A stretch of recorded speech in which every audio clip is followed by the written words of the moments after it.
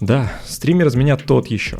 Те, кто следит за мной достаточно давно, знают, что это явление на моем канале крайне редкое. Недавно я стал обладателем вот такого вот устройства. Это Stream Deck, или как он правильно называется, Stream Controller, а на мой взгляд можно использовать более обширное понятие как Control Deck от Fifine, модель Ampligame D6. И сегодня я вам расскажу, чем это устройство может быть полезно не только стримерам. Добрый день, дорогие друзья, подписчики и зрители канала, меня зовут Даниил. Давайте подробнее взглянем на этот чудо-девайс.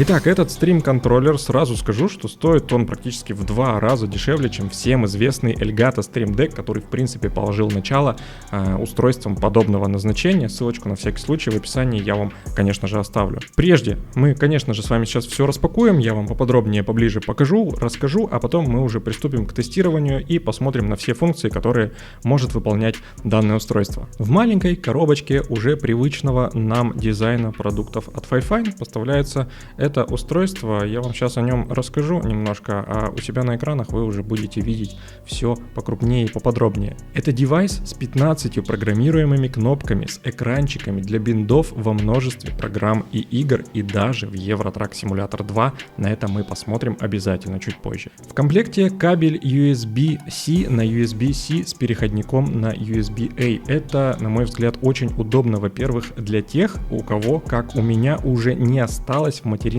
плате и даже в каких-то USB-хабах свободных мест. Но на материнской плате есть пара менее востребованных разъемов USB Type-C. Во-вторых, вдруг, если вы будете использовать это устройство с ультрабуком, на которых зачастую вообще не бывает вот этих вот больших разъемов USB Type-A. Устройство очень маленькое, очень компактное, и давайте вот так вот я сейчас сделаю. Во, красота, теперь вообще здорово. Выполнен он из пластика, по кругу имеет, конечно же, как и все устройства сейчас, в частности от Fifine, RGB подсветку. Внизу, само собой, прорезиненные вставки, чтобы он у вас по столу не скользил. На корпусе всего лишь один разъем USB Type-C для подключения к устройству и кнопочка для управления той самой RGB подсветкой. На корпусе 15 механических кнопок с маленькими обычными LCD экранчиками, то есть в каждой кнопке свой отдельный самостоятельный экранчик. К сожалению, разрешения в открытых источниках нигде этих экранов я не нашел. Кнопки, само собой, прозрачные и глянцевые, что, на мой взгляд, очень непрактично, ведь отпечатки пальцев на самом деле никто не отменял. Да и блики от света поймать очень легко. Ну да ладно, с другой стороны, если бы корпуса кнопок были матовыми, они, вероятно, искажали бы немножко как-то изображение тех самых экранчиков, находящихся под каждой из этих 15 кнопок. Чтобы не занимать кнопки на клавиатуре для различных биндов, в первую очередь в OBS, ведь изначально такие устройства для этого и предназначены. То есть в игре вы можете случайно на клавиатуре нажать какой-нибудь предустановленный бинд у вас в OBS, или же попросту забыть, на какую клавишу на клавиатуре вы назначили то или иное действие. Здесь все будет наглядно, понятно, и вы точно не ошибетесь с той или иной функцией. Также, на мой взгляд, этот девайс будет очень полезен геймерам, которые задействуют очень много клавиш для различных функций в играх. В первую очередь, конечно же, в симуляторах. Некий такой, знаешь, аналог баттонбоксу. Сразу скажу, что этот девайс на самом деле нужен абсолютно не всем. Да, он будет незаменим для стримеров, работы на студиях, при монтаже видеороликов или работе в графических редакторах. С ним, безусловно, можно сделать работу за вашим ПК значительно удобнее и быстрее. С другой же стороны, его польза достаточно сомнительна, на мой взгляд, при использовании его в видео и графических редакторах, для которых здесь существуют специальные плагины, которые можно загрузить и установить в специальном софте, до которого мы с вами еще сегодня доберемся. В общем, в этих видео и графических редакторах клавиатура и так полностью в вашем распоряжении, и тянуться лишний раз к Control-деку, ну, на самом деле, на любителя. Также сюда можно забиндить открытие различных программ, если, например, у вас красивый пустой рабочий стол, а множество приложений находится где-нибудь в папках, можно вывести их на панель и открывать прямо с нее. Вмещаемый функционал не ограничивается 15 кнопками. Можно настроить несколько рабочих экранов и переключаться между так называемыми сценами с помощью специально назначенных для этого отдельных клавиш. Я думаю, что пора менять ракурс и смотреть на это устройство в действии.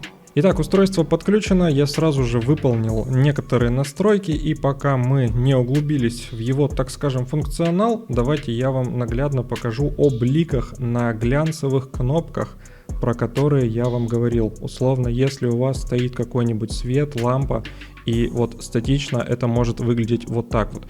То есть под тем углом, под которым сейчас я на него смотрю, можно вот так вот лампой просто-напросто перекрыть целый ряд кнопок. Их будет не видно. На мой же взгляд, еще было бы неплохо, если бы его можно было как-нибудь регулировать по углу наклона, потому что вот так вот, ну, некоторые кнопки, на мой, опять-таки, взгляд, разглядеть не очень удобно. Я уже забиндил, так сказать, свой рабочий стол с помощью специального софта, в который мы с вами чуть попозже переместимся. Можно сделать, чтобы выглядело у вас все это следующим образом. То есть сюда я на верхний ряд поставил мониторинг, да, загрузки процессора, его температуры, загрузки жесткого диска, температуры видеокарты, скорость интернета и так далее. То есть любые какие-то вот такие диагностические штуки вы можете сюда поставить и сразу же все видеть. Во втором ряду у меня находятся наиболее используемые мною программы. То есть, смотрите, давайте сразу перемещаемся на рабочий стол. Вот так вот выглядит это приложение. Оно так и называется Fifine Control Deck. Все на русском языке, но переведено настолько все топорно и дословно, что некоторые фразы, некоторые функции и так далее даже на русском языке не всегда можно с первого раза понять.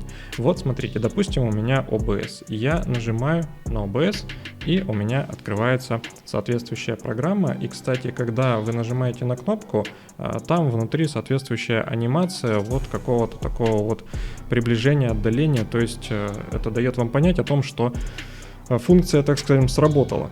То же самое, например, с фотошопом. Нажали, у нас все сразу же грузится, все открывается. Кстати, что касается фотошопа, здесь прямо есть специальный плагин. Смотрите, мы переходим с вами в эту программу, и вот здесь вот у нас есть предустановленные плагины. То есть загружаем Photoshop, и вот здесь все те функции, которые можно установить на Control Deck. С помощью кнопки смены сцен, на это не обращайте внимания, я вам попозже тоже все продемонстрирую. Можно открыть сцену для действий и функций Photoshop, с помощью которой вы можете одним движением руки то или иное действие произвести. В этой программе, так скажем, есть стоковые базовые функции для самой вот этой вот панельки. То есть вы можете создать папку, изменить сцену, вот так вот оно выглядит, вот здесь вот оно находится. И также здесь в одной сцене можно не только 15 действий назначить, но и сделать несколько страниц. То есть вот, например, видите, у меня здесь страница назад, страница вперед. То есть если я перелистываю, у меня здесь вот еще пара-тройка приложений, которыми я тоже пользуюсь и которые я здесь разместил. Ну и всякие базовые функции, типа изменить яркость или вообще увести эту панель в сон, чтобы она не горела, когда это не нужно, и любым движением ее обратно вернуть. По поводу различных плагинов, нажимаем вот сюда и видим здесь, во-первых, всякие туториалы, как что настроить и что сделать, и вот здесь вот у нас есть, так скажем, магазин, но все плагины там абсолютно бесплатные, где вы можете поставить все что угодно, там какие-то бинды для YouTube, например, всякие твичи, туда-сюда. Вот для игр, кстати, здесь есть отдельный бинт, отдельный плагин для Евротрака. Вы уже, наверное, заметили, когда я переключал сцены. Ну и вот так потихонечку я все пролистаю, чтобы вы смогли оценить то, что можно сделать с помощью этой панельки для управления, да, что забиндить, что поставить. Кстати, вот Shadow Play, у меня здесь в одной из сцен есть тоже всякие разные функции, которые выполняются в Shadow Play, которым я тоже постоянно для записи видео пользуюсь. Ну и теперь одна из самых интересных для меня функций — это бинды в Euro Truck Simulator. Здесь есть аж специальный для этого плагин, можете поставить на зажигание. Тут увеличение скорости, круиз-контроля, да, повышайка, понижайка, этот самый аварийка, ручной тормоз, фары, поворотники, сигнал, стеклоочистители и так далее. То есть вот они все те функции, которые здесь доступны, и отображаются они соответствующими иконками. Кстати, если вас не устраивает иконка на той или иной кнопке, вы можете ее поменять вот таким вот образом, выбрав локальный файл, то есть со своего компьютера, из библиотеки значков. Вот так вот это все выглядит. Ну или вообще сделать скриншот прямо сразу с рабочего стола, с экрана, и это у вас будет отображаться на иконке. Давайте сейчас я это продемонстрирую. Вот, например, если я хочу, чтобы за место Engine Start Stop, это, конечно, глупо, но тем не менее для примера покажу вам именно эту кнопку. Выберу локальный файл и вот, например, пожалуйста, здесь свое лого вот я хочу разместить. Вот так вот делаю, и, соответственно, все. Оно теперь вот здесь вот отображается. Ну а если вы передумали, то сбрасываем все настройки, и теперь у нас это все приняло прежний вид. Здесь вот можно создать, как в OBS, неограниченное количество всяких разных сцен, между которыми вы будете переключаться вот этой вот специальной кнопочкой. Кстати, если вы нажмете на одну из кнопок, которые просто показывают вам информацию о состоянии компонентов, так скажем, вашего компьютера, то открывается диспетчер задач. Ну и если мы поговорим уже о том, для чего изначально и придумано это устройство, то стоит упомянуть предустановленный плагин для OBS, который также позволит вам в одно нажатие выполнять те или иные функции. Кстати, для того, чтобы вот сюда их поместить, нужно просто перенести, и оно будет у вас отображаться там, где вы хотите, там, где вам угодно. Нужен ли вам этот контроллер? Определенно да, если вы относитесь к тем, кого я перечислял ранее. Ну а если вы не стример, не ютубер, не геймер, не блогер и так далее, но хотите украсить и разнообразить опыт, так скажем, использования своего компьютера, то это прекрасный девайс для такой цели. Ознакомиться с ним еще более подробно, ну или приобрести вы сможете по ссылке в описании. Ну а на сегодня у меня для вас на этом все. Всем огромное спасибо за просмотр, подписывайтесь на канал, оставляйте комментарии, не болейте, будьте здоровы, берегите себя и близких. Всем удачи, всем пока.